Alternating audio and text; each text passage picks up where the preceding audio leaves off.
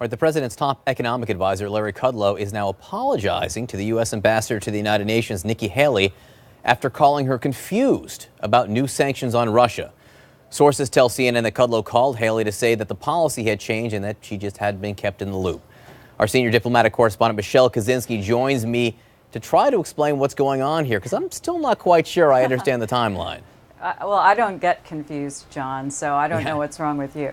But yeah, this was a weird situation, to say the least, that only got worse. First, you have Nikki Haley coming out and announcing sanctions against Russia, sanctions which never happened. You don't have the White House explaining why there was this huge and important disconnect.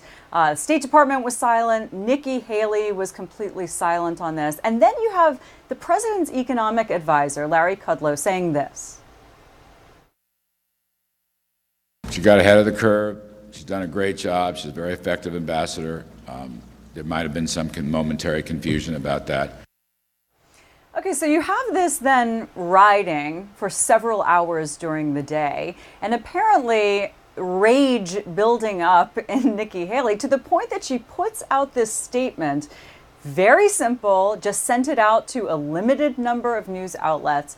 With all due respect, I don't get confused. Just the nature of that statement, how angry do you need to be to put something out like that? She obviously felt it was very important to push back on the White House's line, which had by then been coming from numerous anonymous sources connected with the White House, basically blaming Nikki Haley for not understanding the policy. So she felt so strongly about this that she had to put that out, obviously indicating that the White House line was not true. And if the White House line isn't true, then why is the White House putting out information to the American public that's not factual?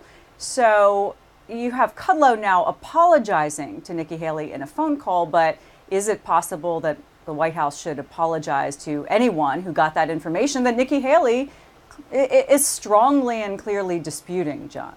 Yeah, I admit to being confused on this matter. Michelle Kaczynski, thank you very much. Appreciate you being with us. Retired Rear Admiral John Kirby back with us, along with CNN political analyst Eliana Johnson. Eliana, you have also been doing reporting on this. You know, is Haley in any kind of trouble here? I mean, there are stories that the president was yelling at the television screen when she was talking about sanctions. I don't think we quite know if Nikki Haley's in trouble, but here's what we do know. We know the president signed off on a package that included bomb attack on Syria and sanctions on Russia for their support of the Assad regime. And that was last week. At some point between the president signing off on that and Nikki Haley's appearance on Sunday shows, something happened in the White House. The president changed his mind, and that was not communicated to Nikki Haley. And I don't think the White House wanted to blame the president, and so they've given a number of varying explanations for what happened. They said the Treasury Department didn't have the sanctions ready, but they didn't want to say, you know, the president changed his mind on this, we're not doing it. And Nikki Haley, I think, made very clear yesterday that she was not okay with taking the blame on this. Came out and said directly, I don't get confused. Yeah, I mean, the only thing more confrontational, you know, the former Southern governor could have said beyond "I don't get confused" is "bless your heart, Larry Kudlow." That would be the only thing that I think would be a more direct rebuke. Admiral, what does the world see here? I mean, look, there's a very important policy in debate here, is whether the United States is going to continue to be hard on Russia. So what do U.S. allies and adversaries think when they see this confusion? Once again, they see irresolution, they see equivocation, they see unpreparedness, and a little bit of frenetic policymaking. However it happened, it obviously didn't happen in a very cohesive, comprehensive way here. And so it's definitely damaging, further damaging to our credibility with allies abroad, and it's certainly confusing to the Russians, I'm sure, as well. And it puts our UN ambassador in a very difficult place. Good for her for standing up for herself, but it certainly doesn't make her job any easier now in New York City going forward. It does sow confusion.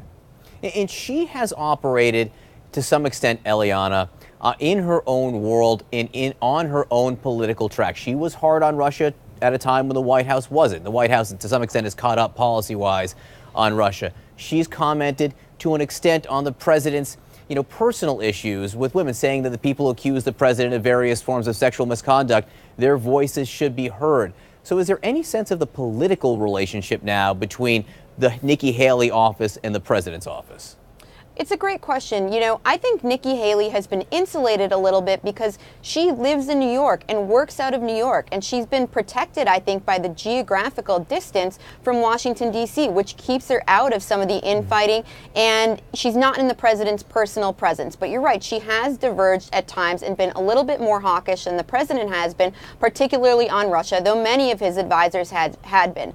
But what I'm hearing from administration officials is that the president often signs off on things that he hasn't necessarily fully internalized or understood. And then when he hears those things articulated by his advisors or administration officials, he gets very angry. So he did this when Nikki Haley announced sanctions on Russia. He did this to Rex Tillerson when he said the U.S. had a long-term plan to stay in Syria. And then 2 months later, the president said we were pulling out. Both of those things were things the president had signed off on.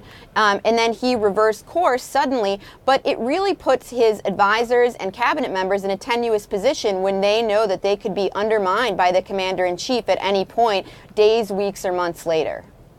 All right, Eliana Johnson, Rear Admiral John Kirby, thanks so much for being with us. Appreciate it.